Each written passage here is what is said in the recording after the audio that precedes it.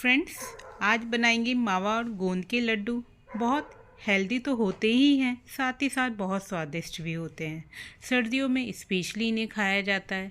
जैसे कि सर्दी ख़त्म होने वाली है तो मैंने सोचा एक बार इसको और बना लेती हूँ। तो रेसिपी स्टार्ट करने से पहले यदि आपने मेरे चैनल को सब्सक्राइब नहीं किया है तो प्लीज़ इसको सब्सक्राइब कर दीजिए। और आइए अब इसको बनाना शुरू करते हैं मेरे तरीके से। तो यहाँ पर मैंने आटा लिया है। आटा आप देख सकते हैं, ये मैंने 300 ग्राम लिया है। ये 300 ग्राम आटा है और साथ में चीनी ली है। चीनी को मैंने पीस लिया है। चीनी भी 300 ग्राम है और देसी घी भी हमने यहाँ पर 300 ग्राम लिया है। साथ में मैंने यहाँ पर मावा लिया है। ये घर पर मैंने मावा तैयार किया है, ये 200 ग्राम है। साथ में मैंने यहाँ पर बादाम लिया है। आप इसकी जगह अपनी मनपसंद के कोई दूसरे भी ड्राई फ्रूट्स ऐड कर सकते हैं। मैंने यहाँ पर आज बादाम ही ऐड कर रही हूँ और ये बादाम 100 ग्राम है। और साथ में आप देख सकते हैं मैंने गोंद ली है। गोंद भी यहाँ 80 से 100 ग्राम के बीच में है। और यहाँ पर मैंने गोले को अच्छे से ग्रेट कर दिया है। गोला हमारा यहाँ पर 50 ग्राम है। तो आइए इसको बनाना शुरू करते हैं। जैसा कि मैंने 300 ग्राम आपको देसी घी बताया है, उसी देसी घी में उतने में ही हम पूरा लड्डू बना लेंगे। तो सबसे पहले मैंने यहाँ पर आपको के सामने ही 2 चम्मच देसी घी डाला है। इसमें हम गोंद को भूनेंगे। गोंद को हम एक बार में सारे को नहीं भूनेंगे, 3 से 4 राउंड में हम सारे गोंद को भूनेंगे। और गोंद को हम स्लो टू मीडियम पे भूनेंगे। इस बात का ध्यान रखिएगा, जितने स्लो फ्लेम पे गोंद को भूनेंगे उतनी गोंद अच्छे से फ्राई होगी। और एक साथ ज़्यादा भून देंगे तो उससे वो अच्छे से पकेगी नहीं, एक दूसरे से चिपकेगी और उसमें वो खिलखिलापन नहीं आएगा। तो गोंद हमेशा स्लो फ्लेम पे, बिल्कुल स्लो फ्लेम पे भूनी जाती है और इसको थोड़ा थोड़ा करके भूना जाता है। तो यहाँ देखिए, अभी मैं पहले ही राउंड की भून रही हूँ और मुझे भूनते भूनते 10 मिनट हो गए हैं और बिल्कुल स्लो फ्लेम पे मैं इसको भून रही हूँ। तो इस तरीके से हमें इसको भूनना है। तो देखिए बिल्कुल अच्छे से सारी फूल गई है। तो इससे पता चलता है कि हमारी गोंद अच्छे से यहाँ पर पक चुकी है। अब मैं इसको एक राउंड की यहाँ पर निकाल लूँगी। तो यहाँ पर देखिए मैं इसको ऑयल में से निकाल कर यहाँ प्लेट में शिफ्ट कर रही हूँ। इस तरीके से मैंने एक राउंड की गोंद यहाँ पर भून ली।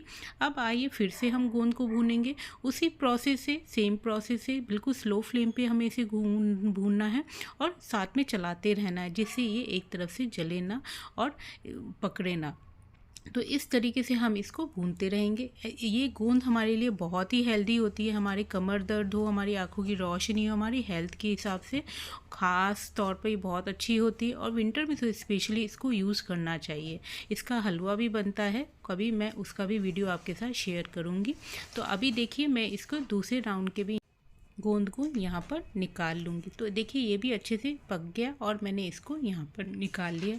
अब हमारा तीसरे राउंड में जितना कुछ बचा था गोंद कटोरी में, मैंने सारा यहाँ पर डाल दिया और उतने ही देसी घी में इसको भी फ्राई कर लिया।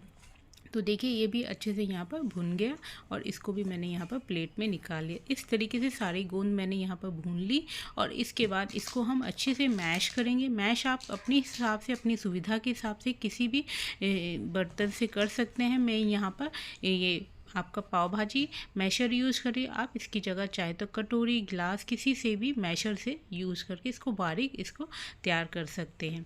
तो इस तरीके से देखिए मैंने यहाँ पर पूरा गोंद को अच्छे से पीस लिया है दरदरा और ये बिल्कुल रेडी हो चुका है। अब आइए हम यहाँ पर आटे को भूनते हैं। आटे को भूनने के लिए मैं सारा देसी घी एक बार में डालकर नहीं भूनूंगी, थोड़ा थोड़ा करके देसी घी डालेंगे और साथ में इसको भूनते रहेंगे। तो सारे आटे को मैं एक बार में 300 ग्राम आटा था उसको इसमें डाल दिया 2 चम्मच ऑयल घी डालने के बाद। और इसको हम स्लो फ्लेम पे, बिल्कुल स्लो फ्लेम पे भूनेंगे। इस बात का ध्यान दीजिएगा, जितना स्लो भूनेंगे उतना अच्छा स्वाद आएगा और आटा हमारा अच्छे से भुन जाएगा। तो यहाँ इतना भूनने में मुझे, जितना आटा है उस हिसाब से मुझे यहाँ पर 30 से 35 मिनट लगे। आप यदि ज़्यादा आटा लेंगे तो आपको ज़्यादा समय लगेगा भूनने में। आप देखिए बीच बीच में मैं इसमें ऑयल डाल रही हूँ और इस तरीके से इसको साथ में चलाते रहेंगे। इसे बिल्कुल छोड़ना नहीं है, इस बात का ध्यान दीजिएगा। और ये सब कुछ हम बिल्कुल स्लो फ्लेम पे करेंगे। लो टू मीडियम फ्लेम पे ही हमें इसको सारे को भूनना है। मेरे घर में बहुत अच्छी स्मेल आ रही है इस टाइम, जब मैं इसको भून रही थी पूरा घर महक गया था। तो इस तरीके से देखिए ये सारा यहाँ पर भूनकर रेडी हो रहा है और हमें ऐसा ही टेक्सचर इसका चाहिए। तो देखिए आटा बहुत अच्छे से भून गया और बाद में मैंने 2 चम्मच देसी घी डालकर इसको अच्छे से भून लिया है। इतना भूनने में मुझे लगभग 40 मिनट हो गए हैं और देखिए ये अब भूनकर अब बहुत अच्छे से तैयार हो गया है। ऐसा ही हमें यहाँ पर इसको भूनना था। अब इस कंडीशन में यहाँ पर मैं बादाम डाल दूँगी। बादाम को हमने शुरू में नहीं भूना है। अब हम इसको आटे के साथ यहाँ पर 3 से 4 मिनट तक भूनेंगे, बिल्कुल स्लो फ्लेम पे। इससे हमारा बादाम भी अच्छे से आटे के साथ भून जाएगा। तो इस तरीके से हमें सारे बादाम को यहाँ पर अच्छे से भून लेना है। अपने स्वाद अनुसार यहाँ पर दूसरे भी यहाँ पर ड्राई फ्रूट्स को ऐड कर सकते हैं, जैसे किशमिश करना हो, काजू करना हो, अखरोट करना, जो आपको अच्छा लगता हो वो आप यहाँ पर अपने हिसाब से कम और ज़्यादा कर सकते हैं। अब देखिए बादाम बहुत अच्छे से भून गया, 4 मिनट हो गए हैं। तब मैंने यहाँ पर मावा डाल दिया। मावा को ज़्यादा भूनने की ज़रूरत नहीं, क्योंकि ये घर का तैयार मावा है, ऑलरेडी बहुत अच्छे से पक चुका है। इसको बस हम उतना पकाएंगे कि अच्छे से ये आटे और बादाम के साथ सेट हो जाए। बिल्कुल अच्छे से हमें इसको तैयार करना है। गर्म होगा जितना तो मावा उतना पिघलेगा और अच्छे से आटे के साथ सेट होगा। इतने में मुझे लगता है 3 से 4 मिनट मुझे लगे थे और इतने में ये अच्छे से इसके साथ मिक्स हो गया था। और ये सब कुछ हम यहाँ पर भी स्लो फ्लेम पे ही कर रहे हैं। तो इस तरीके से चलाते चलाते हम मावे को अच्छे से इसमें सेट कर लेंगे। तो आप देख सकते हैं मावा भी आटे में अच्छे से सेट हो रहा है। अभी थोड़ा सा टाइम लग रहा है क्योंकि गैस स्लो है और मावा थोड़ा सा मेल्ट होने में टाइम लेगा। तो इसको करते करते मुझे 3 से 4 हो रहे हैं, लेकिन ये अभी तैयार नहीं है। तो इसको थोड़ा और हम इस तरीके से भूनते रहेंगे और ये मावा भी हमारा यहाँ अच्छे से आटे में सेट होगा। तो इस तरीके से देखिए हमें पूरे को अच्छे से चलाना है और अब ये बिल्कुल अच्छे से यहाँ पर अच्छे से देखिए यहाँ पर भुन चुका है। इस तरीके से हमें बिल्कुल आटे में मावे को अच्छे से सेट करना है और मुझे यहाँ करते करते 5 मिनट हो गए। अब देखिए भुन गया, गैस ऑफ कर दी और मैंने इसको गैस से नीचे उतार लिया। अब इसमें मैं यहाँ पर ग्रेट किया हुआ गोला मिला रही हूँ। इस तरीके से हमें सारे गोले को इसमें अच्छे से मिक्स कर देना है और इस बात का ध्यान रखिएगा बहुत गर्मा गर्म लड्डू नहीं बनाइएगा और चीनी भी इसमें ऐड नहीं करिएगा। जो हमने चीनी का बूरा बनाया है उसको हम ठंडा करके मिक्स करेंगे। तो अब देखिए गोले को अच्छे से यहाँ पर मैंने मिला लिया है। अब साथ में मैं यहाँ पर गोंद जो हमने पीस कर रखी हुई थी उसको भी इसमें अच्छे से मिक्स कर देंगे। तो इस तरीके से देखिए हमें सारे आटे मावे में इस गोंद को अच्छे से यहाँ पर मिक्स करना है। देखिए ये बहुत अच्छे से मिक्स हो गया है। अब देखिए इतना घी हमारा बचा था 300 ग्राम में। अब देखिए हाँ यहाँ पर ये ठंडा हो चुका है अच्छे से। इसको 3 से 4 मिनट लगे। जब ये थोड़ा सा हल्का सा गर्म था तब मिलाया है मैंने इसमें चीनी।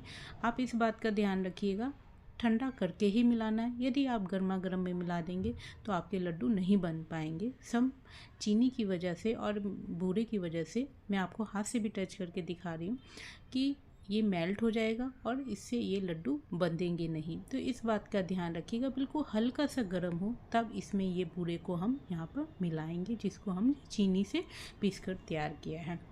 आप इसकी जगह चाहें तो गुड़ से भी इसको बना सकते हैं, कोई दिक्कत नहीं है और हेल्दी बनेगा। जितना मैंने यहाँ पर चीनी लिया था आप उसकी जगह उतना गुड़ लेकर इसको हल्का सा गर्म करके जब गुड़ मेल्ट हो तो इसमें डालकर लड्डू बांध सकते हैं। तो आप देखिए मैं धीरे धीरे मैंने बूरे को एक बार में नहीं मिलाया है, थोड़ा थोड़ा करके मिलाएंगे सारे को। तो आप देखिए मुझे फील हो रहा है कि ये बर्तन छोटा पड़ रहा है, ये इसमें अच्छे से यहाँ पर मिक्स नहीं हो पा रहा। तो अब मैं यहाँ पर परात का यूज़ करूँगी। मेरी मेड काम कर रही थी तो मैंने बोला मेरी हेल्प कर दो, तो उनसे मैंने यहाँ पर परात मांगी और तब मैंने इसमें सारे को पलट लिया। अब इसमें हम अच्छे से बड़ा बर्तन चाहिए होता है, चौड़े बर्तन, और उसमें अच्छे से हम इस सारे को मिक्स करेंगे। पहले हम सारी चीज़ों को एक दूसरे से अच्छे से मिक्स करेंगे, इस बात का ध्यान दीजिएगा, फिर लड्डू बनाएंगे।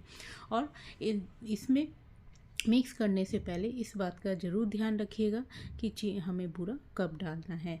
हल्का सा जब बिल्कुल लगे कि ठंडा हो चुका है और बहुत गर्म नहीं है तभी इसमें मिलाइएगा। तो इस तरीके से अब मैं हाथ की हेल्प से इस सारे को यहाँ पर मिक्स कर लूँगी। तो देखिए अब ये बिल्कुल यहाँ पर अच्छे से सारी चीज़ें मिक्स हो रही हैं और साथ में अब जो बचा हुआ देसी घी है जो हमने बोल में बचा हुआ था, मैं आपको लड्डू बना कर दिखा रही हूँ, नहीं बन रहा अभी, थोड़ा सा इसमें देसी घी और जाएगा। तो यहाँ पर मैं बोल में जो बचा हुआ देसी घी था वो, और 2 चम्मच और, छोटे चम्मच से 2 चम्मच और देसी घी मैंने इसमें डाला है। आप इस बात का ध्यान दीजिएगा, घी पिघला कर डालिएगा। अभी यहाँ पर ये थोड़ा सा गर्म था तो घी पिघलाने की ज़रूरत नहीं थी, घी उसमें अच्छे से मिक्स हो गया, मेल्ट हो गया। तो इस तरीके से देखिए, इतना घी में 300 ग्राम घी, 300 ग्राम आटा और 300 ग्राम बूरे में बहुत अच्छे से पूरा एक जो कहते हैं सही बैलेंस और सही बिल्कुल परफेक्शन के साथ लड्डू यहाँ पर बनकर तैयार होंगे। मगर मीठा भी बिल्कुल बराबर होगा और सारे चीज़ों का जो बैलेंस है वो भी बिल्कुल परफेक्ट होगा। तो इस तरीके से आप भी अपने घर पर लड्डू बहुत आराम से बना सकते हैं। यदि आपको थोड़ी भी दिक्कत आए तो आप का ये ध्यान रखिएगा लड्डू बांधने में कि आप देसी घी थोड़ा सा बढ़ा दीजिएगा। तो अब देखिए, मैं यहाँ पर मीठा भी जो डाला है उसकी भी मात्रा बिल्कुल सही है, मैं चेक कर चुकी हूँ। और इसमें आप जो बचा हुआ थोड़ा बहुत था उसको भी मैं पूरे को यहाँ पर डालकर अच्छे से मिला दूँगी। इस तरीके से थोड़ा थोड़ा करके मिलाया था, जिससे हमें जितना मीठा चाहिए उतना हम ले सकते हैं। ये मीठा बिल्कुल बराबर है, बिल्कुल परफेक्ट है। लेकिन आपको यदि थोड़ा ज़्यादा लेना हो तो थोड़ा और इसके बढ़ा सकते हो, 20 से 30 ग्राम। और यदि कम करना चाहते हैं तो इसमें 40 से 50 ग्राम कम भी कर सकते हैं, आपके अपने टेस्ट पे डिपेंड करता है। तो इस तरीके से देखिए, मैंने बहुत अच्छे से सारी चीज़ों को यहाँ पर मिक्स कर लिया है। आप देखिए, यहाँ पर हम लड्डू बनाना शुरू करते हैं। लड्डू का साइज आप अपनी इच्छा अनुसार छोटा बड़ा जैसा चाहें कर सकते हैं। मैं आपको दिखा रही हूँ, मैंने लिया लड्डू के लिए नीचे से स्टफ़ और इसको हाथ में लेके इस तरीके से हाथ से दबा दबा कर हम गोल गोल करेंगे और इस तरीके से घुमा घुमा कर बिल्कुल इसको चिकना बना लेंगे। तो देखिए कितने चिकना यहाँ पर लड्डू बनकर तैयार हुए। इस तरीके से हम सारे लड्डुओं को धीरे धीरे बांध लेंगे और ये गर्म भी नहीं है, बहुत आराम से बन जा रहे हैं। इस तरीके से आप घर पर इसको तैयार कर सकते हैं और सुबह दूध के साथ एक लड्डू ले लीजिए, पूरे दिन के लिए एनर्जी मिल जाती है। तो इस तरीके से मैं यहाँ पर इनको बांध लूँगी सारों को, और इतना करने में मुझे आधा से पौन घंटा लगा। थोड़ा सा लंबा प्रोसेस है, लेकिन जब ये बनकर तैयार हो जाते हैं तो बहुत आराम हो जाता है। तो देखिए, इस तरीके से मैंने यहाँ पर सारे लड्डू बना लिए हैं। लगभग 20 से 22 लड्डू यहाँ पर बनकर तैयार हुए हैं और आपको मैं दिखा सकती हूँ कि कितने अच्छे बने हैं, मैं बता नहीं सकती। और यदि आप बनाएंगे मेरे तरीके से आपको सही में पता चलेगा कि बहुत परफेक्ट इनका बैलेंस बना है और बाहर से तो कई गुना बेटर घर में बहुत हेल्दी और बहुत ही टेस्टी लड्डू आपके बनकर तैयार हुए हैं। इनको एक बार खाएंगे तो बार बार इसी तरीके से बनाकर रखेंगे और अपनी फैमिली और फ्रेंड्स के साथ ज़रूर शेयर भी करेंगे।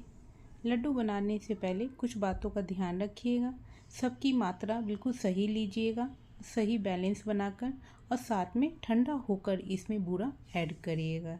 तो आज का वीडियो यहीं एंड करती हूँ, जल्दी मिलती हूँ एक नए वीडियो के साथ। तब तक टेक केयर, बाय बाय।